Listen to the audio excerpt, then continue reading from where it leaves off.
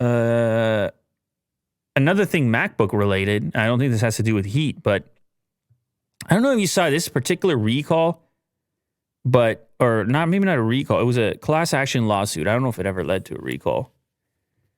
So there's a class action lawsuit that will go forward for defective MacBook displays.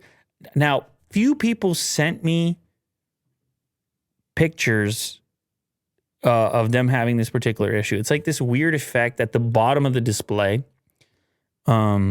which looks like little spotlights. Is that light leaking?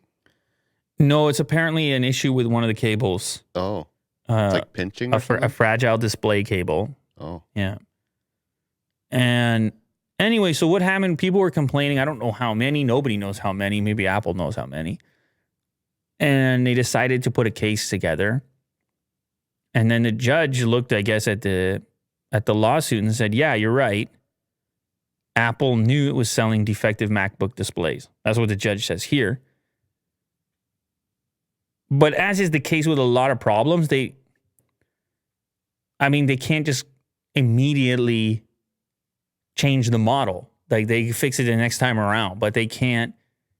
Yeah. I mean, there's been so many examples of problems like that where they'll like fix your problem, but not fix the design flaw.